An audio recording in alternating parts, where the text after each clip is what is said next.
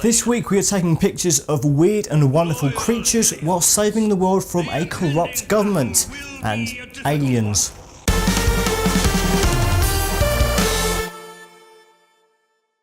When you're so very late to a game that is held in such high regard for so very long, it's hard for your impressions not to be coloured by all of those years of friends and media telling you how great that game is. Honestly, very few games can hold up to that level of scrutiny after such expectation. Somehow, Beyond Good and Evil does.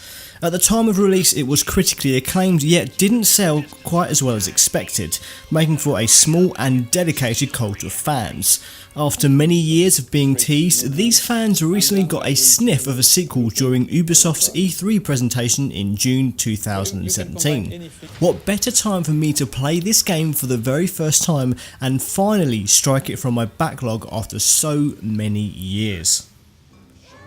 So let's get the review verdict out of the way first, eh? For a game that at this point was released a decade and a half ago, Michel Ancel and the various teams involved under Ubisoft's wing created something truly special.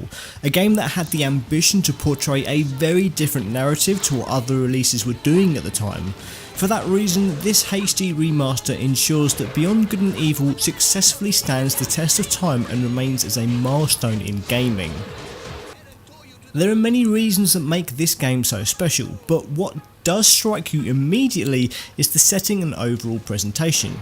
Refusing to be bogged down with lengthy cutscenes and needless exposition, Beyond Good and Evil plops you into the world of Hillies, and soon after becoming familiar with protagonist Jade and quote-unquote Uncle Paige, you are thrust into a plot involving a conspiracy between a shady government and a threatening alien race.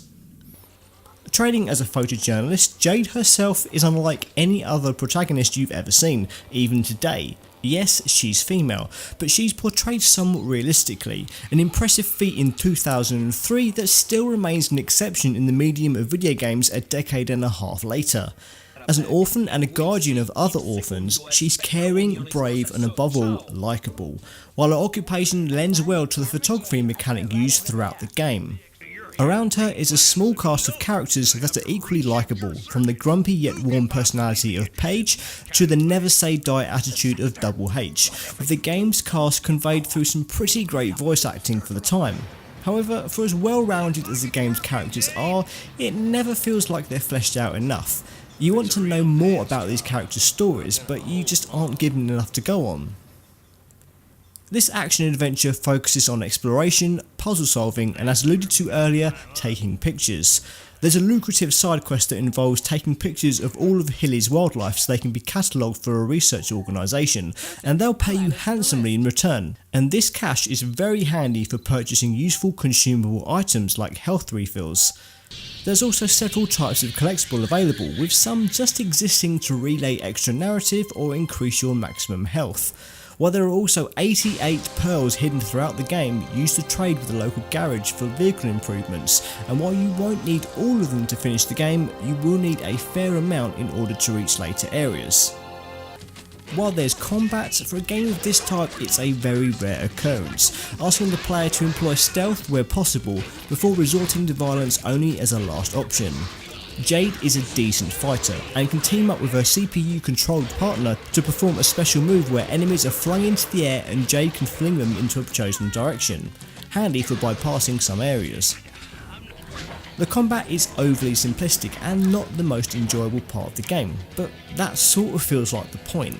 This is a game that wants you to breathe its world and characters in and digest the message it's trying to communicate to you.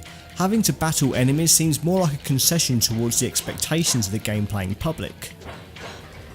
There is but one thing here that simply doesn't work well, and that's the camera. There are times when you're caught in a particular view that makes it incredibly difficult to play the game, and even adjusting the position with the right analog stick doesn't help at times. What Beyond Good and Evil has in ambition, it lacks in scale somewhat. It's not a particularly long game by any stretch, nor a particularly challenging one, but on the flip side that ensures that it never outstays its welcome, and when you do finish the end credits you do feel that the game's end has come a little prematurely, and you'll likely be ready for more, as I was. While there are a few side quests and diversions, it feels like there could and should definitely be more to see and do, and there's certainly more to be wrung from the setting of Hillies than what's offered here. The game could have been twice as long and still not have outstayed its welcome, and how many games can you say that about? The long-awaited sequel to Beyond Good and Evil appears to be a prequel, but here is hoping that we get to reacquaint ourselves with this cast of characters someday. A fantastic protagonist, a focus away from violence and an ambitious narrative really help Beyond Good and Evil stand out. A little on the short and easy side, and working with the wonky camera can be really frustrating sometimes. This is a game well ahead of its time, and after all of these years it still has a lot to show modern games in certain aspects. Thank you so much for watching this video. If you like this and want more, you can click this icon to subscribe, this icon to support me financially via Patreon, or these icons to watch more videos from my channel. Why not take a few seconds to answer the question of the week in the comments, or just let me know what you thought of this video. See you next week.